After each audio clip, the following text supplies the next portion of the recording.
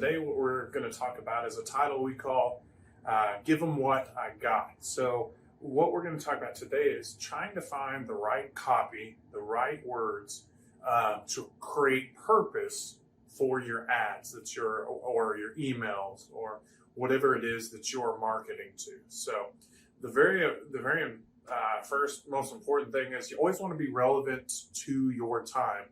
So if we're in the middle of Easter, then there's some reference or some story that you want to tell about Easter or some promotion that you're going to talk about because it's Easter this Sunday. I'm running this special, so be very much relevant to the time.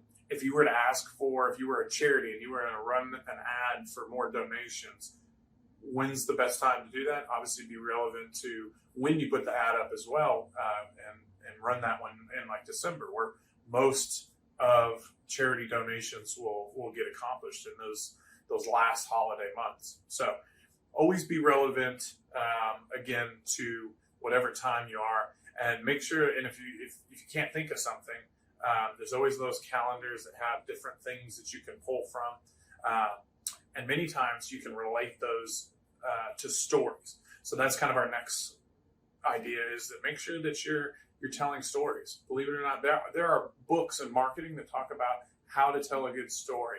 And so stories are very important and people resonate with them.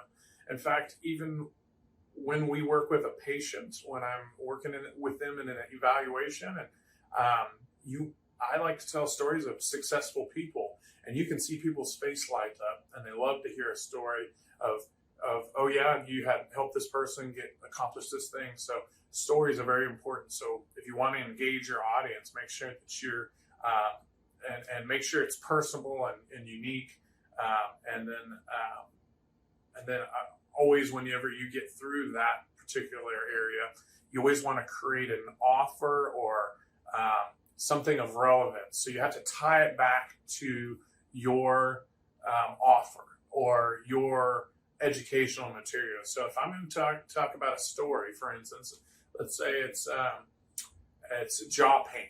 I might talk about a time that I might title the top of it and say, let me tell you about the time I had to spit out my food.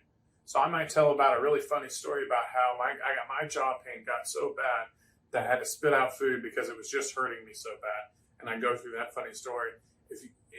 But you want to make sure that you tie your story to, hey, if jaw pain is something that gives you trouble, we have this free discovery visit or taster session that someone can come in with and get checked out. Make sure that you're not doing the same silly thing that I did and having to spit out food, and start to enjoy that hamburger that you always wanted. So that just gives you an idea of how to tie a story to so that it also relates to your marketing as well.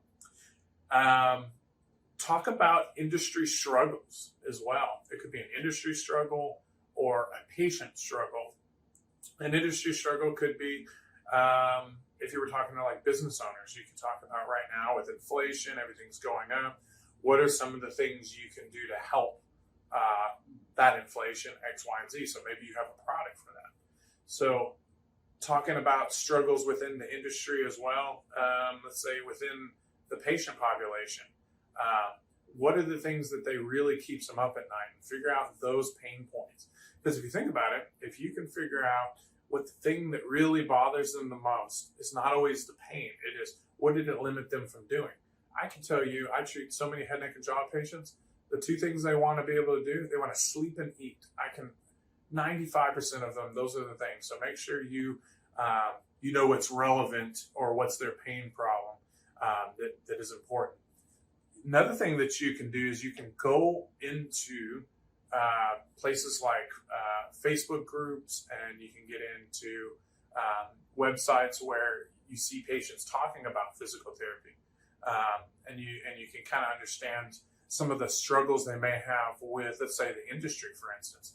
So have you ever had a doctor, for instance, tell you, okay, great, you have back pain, and throw some more medication at you? Well, that's a real frustration. So to help someone understand that you may be the solution for them, they first have to understand that you know what they're going through. So you might go into Facebook groups and some of those online websites to see what people are talking about. Now, the other thing is you need to make sure that you're listening to your patients. What are the things that really irk them about their pain? What are the questions they keep asking? What is the things that they are really keeping them up at night? What you're going to find is they really don't care about, our range of motion and the strength that we want to get them as a provider. What they really want to know is they want to actually know that you understand them as a person. So their struggles are, it's embarrassing for me to limp around and not be able to go to the movies with my family. And so it's embarrassing for them because they're going to be left behind, and eventually they don't want to feel like they're getting in someone's way. So if you understand what really drives someone to get better, you'll understand very quickly it's not really about pain. It's about some other deeper issue. What does that pain stop them from doing? And you have to get into the psychology side of that. You can even talk to patients on of different body parts. If there's one thing you have a niche in, make sure you're polling your patients. What keeps you up at night? What was the biggest thing? Ask these questions to them. And you can even do a survey, an online survey, to see, to kind of what are the big things that they are thinking about. But as long as you know that you come in there with some good purpose and relevant information, people are going to resonate with your stuff.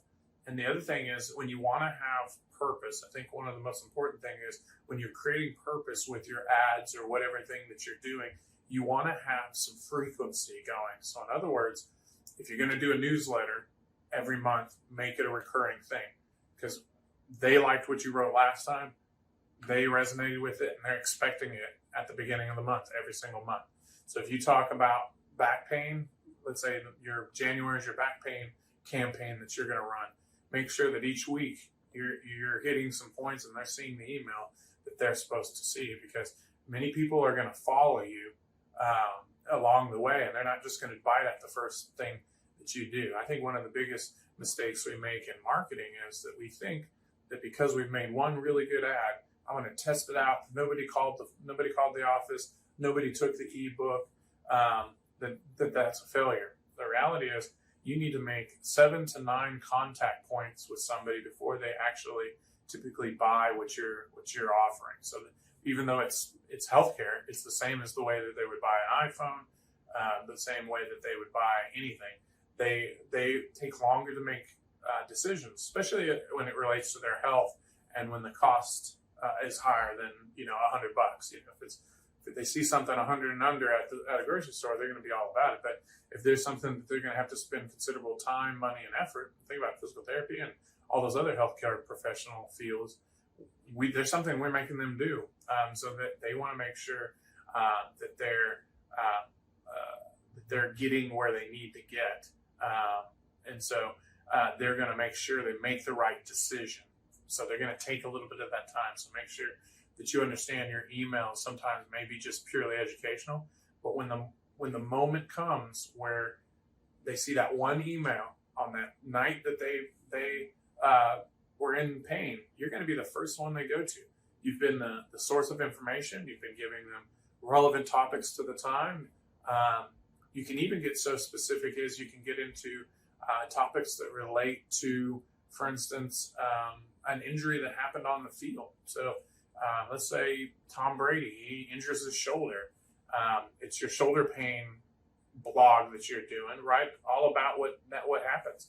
And you can even link some of those keywords through your website. Now, that's more of a website technique, but reality is those keywords, you're associating shoulder pain, you're going to get more views to your website, as well as more interest in general when you're just writing that and putting it into a purposeful ad, if that makes sense.